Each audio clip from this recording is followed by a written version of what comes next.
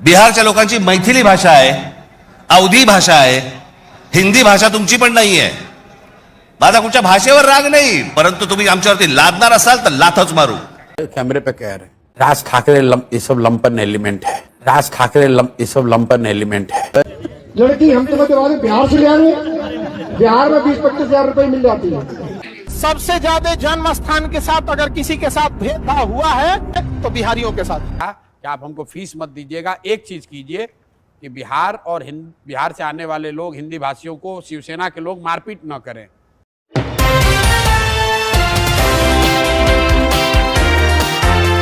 The Bihar mirror में आपका स्वागत है। एक नए अपडेट लेकर आपके सामने हाजिर हूं। आज जो हम बात करने जा रहे हैं वो बिहार की अस्मिता को लेकर बात करने जा रहे हैं।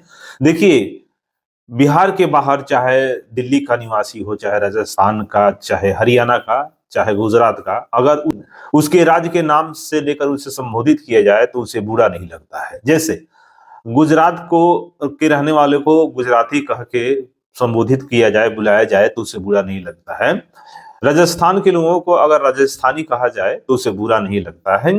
पंजाब के लोगों को पंजाबी कहा जाए तो बुरा नहीं लगता है। लेकिन बिहार के लोगों को अगर बिहारी कह के बुलाया जाता है, उन्हें ऐसा लगता है कि उनको गाली दिया जा रहा है, जैसे बिहारी शब्द एक गाली हो। लेकिन ऐसा नहीं है। जैसे सब राज्य है, चाहे हरियाणा हो या गुजरात हो या राजस्थान हो, जैसे राज्य है वैसा ही एक बिहार राज्य है। लेकिन इन राज्यों के जो तुलना में एक यहाँ पे कमी है और वो कमी भी बताएंगे। लेकिन ये छवि जो बनाने के लिए, ये जो छवि बनाने में, बिहार वासियों को ऐसा छवि बनाने में कि बिहारी कह के बुलाना अपने आप में गाली हो जाए, ये जितना योगदान लोगों का है उससे ज्यादा कहीं यहाँ के नेताओं का भी है।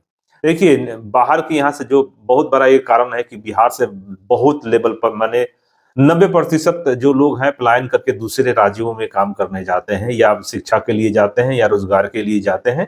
वो पूरा पलायन करके दूसरे राज्य में चला गया है। और ज्यादातर जो वर्किंग क्लास होता है, मजदूर क्लास में गए हैं।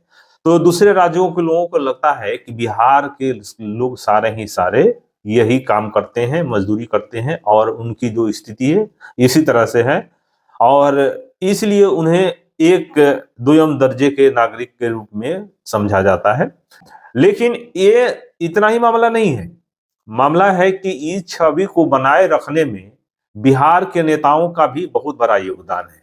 और मैं साफ कह देता हूं, स्पष्ट कर रहा हूं, और मैं 20 साल के अनुभव के आधार पर कह रहा हूं कि इनमें नेताओं का बहुत बड़ा योगदान है बिहार की ऐसी छवि बनाने में।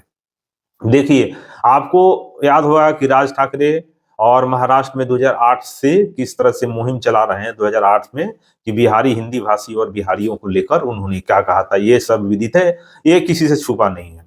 हाल ही में देखिए जो उत्तराखंड का मामला हुआ है, उत्तराखंड के एक नेता ने बिहार के लड़कियों के बारे में क्या कहा है। वह कहता है, क्योंकि हमारी भारतीय जनता पार्टी की एक सिस्टम है कि संगठन हमारा सर्व होगा। लेकिन मैं निवेदन करूंगा कि राहुल जैसे 5 लड़कियां, जिसमें अशोक जलाल भी है, जिसमें नवीन तुम के ट्यूबर के उड़ा तो नौजवान ही हो, शादी नहीं हुई, आप के नौजवान है, ऐसे 5 लोग इकट्ठे करके तो बेटा शादी बुढ़ापे करोगे। हम लोग 3-4 बच्चे बुढ़ापे, लड़की हम लोग बिहार से ले आएंगे, बिहार में 20-25 हजार रुपए मिल जाती है। हाँ, चलिए तो मेरे साथ तुम्हारी शादी करा, तो घोषणा कर रहे हैं। यह कितनी आपत्तिजनक बात है बिहार के लोगों के लिए। लेकिन किसी नेताओं को इस पर मुखर होकर बोलते हुए, एग्रेसिव होकर बोलते हुए देखा है आपने? किसी ने नहीं बोला। कुछ नेताओं ने, कुछ पार्टी के दलों के नेता ने सिर्फ निंदा करके छोड़ दिया कि मैं इस ऐसे शब्दों की निंदा करता हूं, भर्त्सना करता हूं।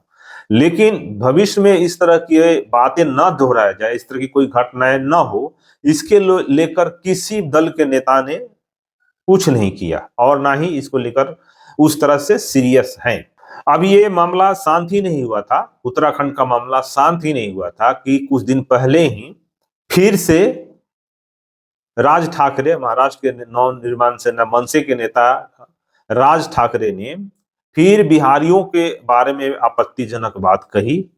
अब की बार तो उन्होंने बिहारियों के साथ यूपी वालों को भी शामिल कर लिया और अब यूपी वाले बिहार वाले दोनों पर उन्होंने अटैक किया है और बहुत गलत तरीके से बात का प्रयोग किया है, बहुत गलत बोला है। यहां तक उन्होंने बोला कि इन लोगों को लात मारो। उत्तर प्रदेश आणि बिहार यांच्यासारखी राज्य निर्माण करून हे बघा, हे पुस्तक आहे भाषिक राज्य पुनर्रचना मीमांसा, आपल्याला कुठे मिळालं तर आपण जरूर वाचा।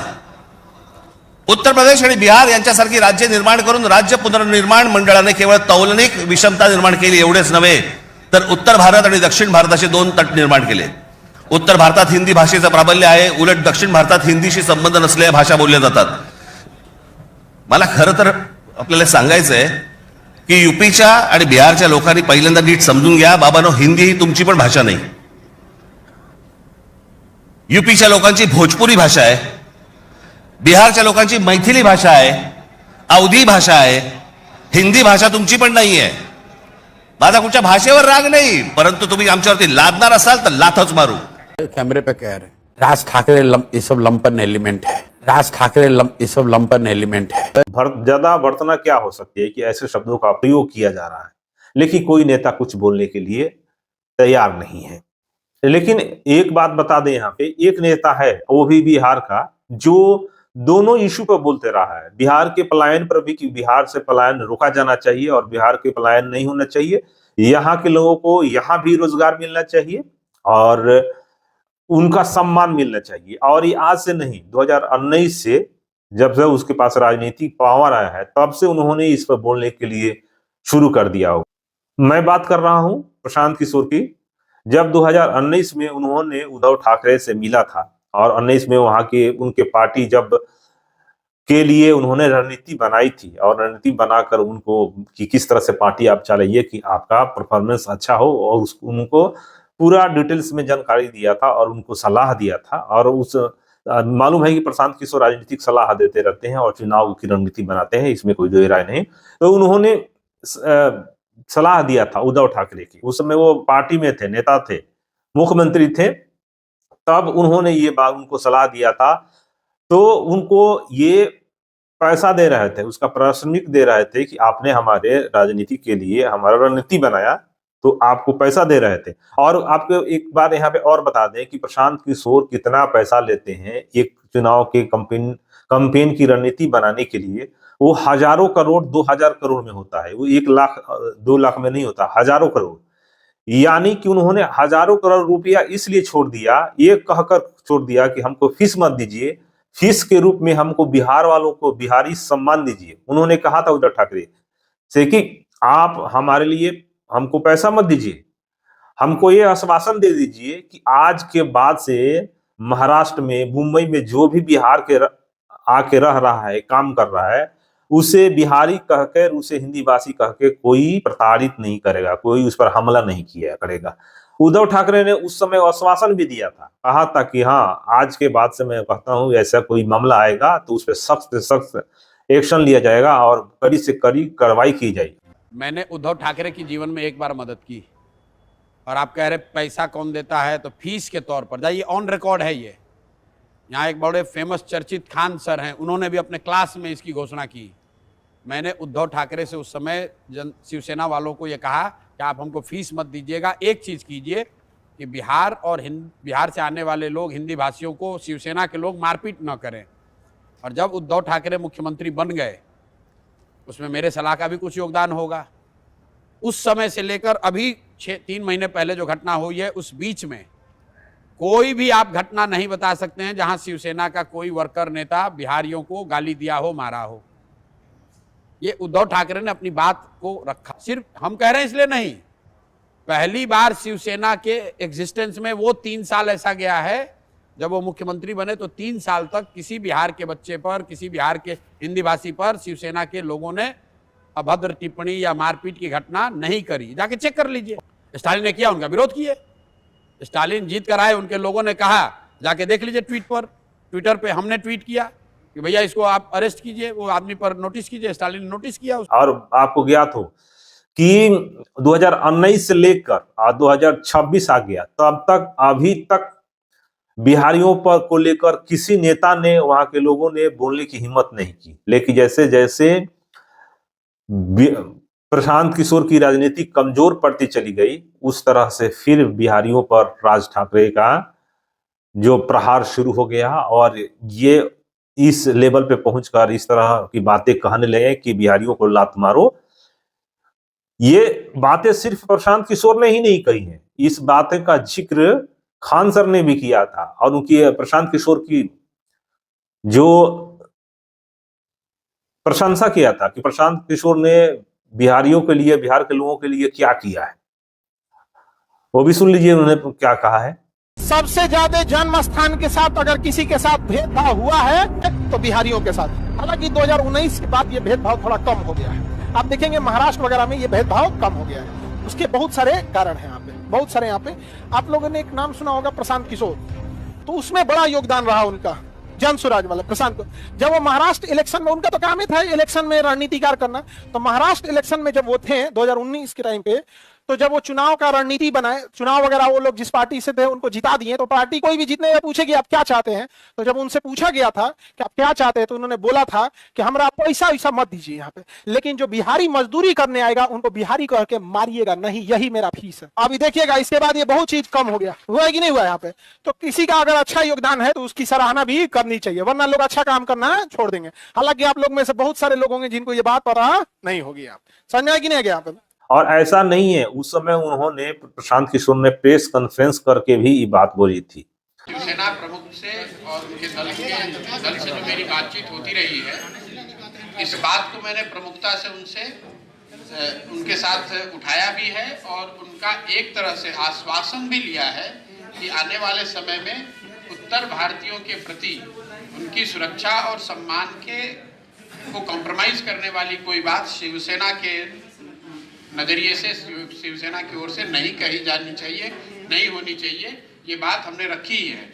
उनसे मिलने का एक उद्देश्य राजनीति के अलावा ये भी है कि उत्तर भारतीय जो महाराष्ट्र में रहते हैं उसकी सुरक्षा और उसकी शांति की जिम्मेवारी शिवसेना की उतनी ही है जितनी कि महाराष्ट्र का कोई व्यक्ति अगर बिहार में रह रहा हो तो जदयू या जदयू लेड सरकार जो है उनकी जिम्मेवारी है।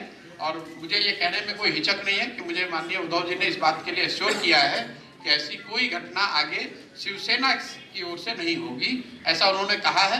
लेकिन इस पर कोई ऑफिशियल बयान, उनका रुख क्या होगा, ये तो वही बता सकते हैं।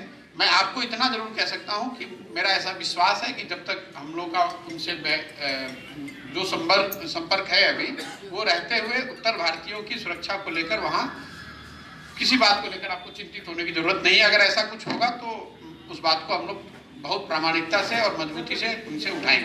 तो उन्होंने अपने फीस के बदले में बिहारियों को सम्मान मांगा है, बिहार के लोगों को सम्मान मांगा है और उसी की लड़ाई अभी भी लड़ रहे हैं। और देखिए, हारने के बावजूद भी वो हार मान नहीं रहे हैं, अभी भी फिर से नए तरीके से बिहार में रणनीति बनाकर और फिर से बिहारियों को जो सम्मान दिलाने के लिए, उनका अधिकार दिलाने के लिए और यही नौकरी दिलाने की कोशिश में लगे हुए हैं।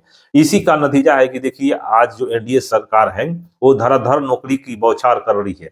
भले नौकरी निकाल नहीं है, लेकिन मीडिया में खूब आ रहा है, खूब मीटिंग चल रही है कि नौकरी मिलेगा, रोजगार मिलेगा और जो महिलाओं के लिए लोन मिलेगा। इस तरह की लगातार खबरें आ रही है, कोई ना कोई मीटिंग हो रहा है। ये सब इसलिए हो रहा है कि प्रशांत किशोर इसे लेकर एक्टिव है। सरकार भी जानती है कि अगर प्रशांत किशोर जो मुद्दे उठाएंगे उसे जनता जरूर सुनेगी और समझेगी। फिलहाल इस वीडियो में इतना ही। मिलते हैं एक नए वीडियो में एक नए अपडेट के साथ। तब तक आप देखते रहिए द बिहार मिरर। इस तरह की खबरों के लिए आप बिहार मिरर को सब्सक्राइब कर लीजिए। थैंक यू, बहुत बहुत धन्यवाद यहाँ तक देखने के लिए।